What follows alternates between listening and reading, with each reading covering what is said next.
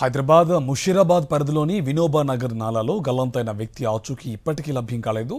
గత 10 ఏళ్ల నుంచి ఇప్పటి వరకు 4 నాలాల్లో కొట్టుకుపోయి చనిపోయారని మండిపడుతున్నారు స్థానికులు. రాత్రి నాలాలో గల్లంతైన సన్నీ డెడ్ బాడీని ఇంకెప్పుడు గుర్తిస్తారని నిలదీస్తున్నారు. ముషీరాబాద్ వినోబా కాలనీలో పరిస్థితి ఏ విధంగా ఉందో మా కరెస్పాండెంట్ రవిచంద్ర అందిస్తారు. హైదరాబాద్లో నాలాలో పడి మరో యువకుడు చనిపోయాడు.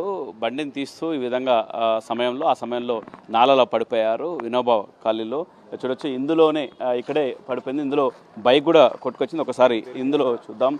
బైక్తో పాటు డెడ్ బాడీ కూడా చూడండి ఎంత దారుణమో. ఇందులో మ్యాన్ హోల్లో చిక్కుకుంది. నాలాల నుంచి ఇలా కొట్టుకొచ్చేసి ఇక్కడ ఈ విధంగా గుర్తించారు.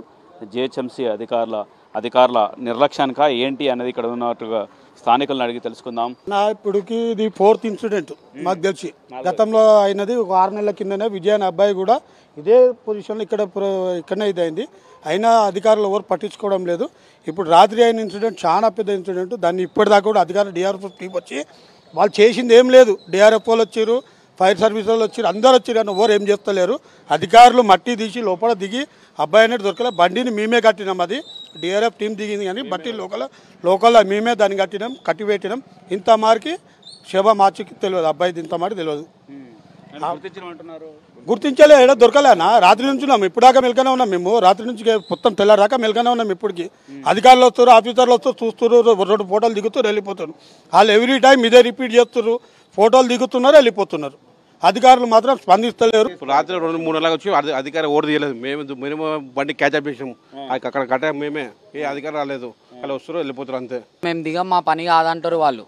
రాత్రి నిర్భయంగా చెప్తారు వాళ్ళు, మా పని కాదు ఇది అని చెప్పేసి. మరి ఎవరు చేయాలి ఆ పని? మేము చేసుకోవాలనా? మరి ఎందుకు మరి ఉన్నది ఇవన్నీ? డిస్క్ టీం ఎందుకు ఉంది? మా ఫ్రెండ్ వాళ్ళ తమ్ముడే, సొంతం తమ్ముడు. మా ఫ్రెండ్ వాళ్ళ సొంతం తమ్ముడు. దాన్ని ఏం చేసిందంటే వాటర్ వస్తున్నాయి అని చెప్పి అక్కడ బండి పోయే వేనే. అయితే అక్కడ ఆయనకి గోడ కూలిపోతుందని ఆయన అనుకుంటాడా? అనుకోడు. స్టాండర్డ్ ఉన్న గోడ అది ఏమైంది, బండి కొంచెం ముందుకు పోయినాక అక్కడ ఆగిన తర్వాత వాటర్ ఫ్లడ్డింగ్ ఎక్కువ రాగానే ఆ గోడ అనేది అటు కూలిపోగానే ఆ గోడ లోపల ఉన్న వాటర్ కూడా రివర్స్ కొట్టి ఆయన కూడా వెళ్ళిపోయింది బండితో. రాత్రి సుమారు 9:30 ప్రాంతంలో జరిగింది. యాక్చువల్ అయినా పోవడానికి కూడా ఏంటంటే గోడ ఉన్న సేఫ్ తోటి ఆయన మూవ్ అయింది, లేకపోతే కాకపోతుంది. ఎందుకంటే నాలెడ్జ్ అందరికి ఉంది ఇక్కడ. అది మూవ్ అయింది కానీ ఆ గోడ కూడా సేఫ్టీ లేని వల్ల కారణంలో ఆయన పడిపోయిండు. ఇప్పుడు దాని బాధ్యతలు ఎవరు?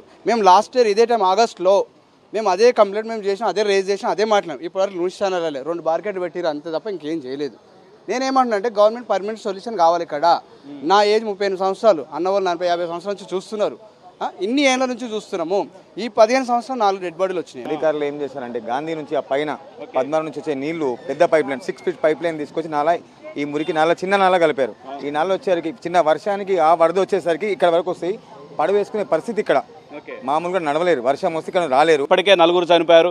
ఇంకెంతమంది చనిపోవాలి? ఇంకెప్పుడు రెస్పాండ్ అవుతారు? ఇలాంటి సంఘటనలు మళ్ళీ భవిష్యత్తులో జరగకుండా జిహెచ్ఎంసీ అధికారులు ప్రభుత్వం కూడా స్పందించాల్సిన అవసరం ఎంతైనా ఉందంటూ ఈ కాలనీ వాసులు నిలదీస్తున్నారు. కెమెరా పర్సన్ ముత్యంతో రవిచంద్ర, సాక్షి టీవీ, హైదరాబాద్.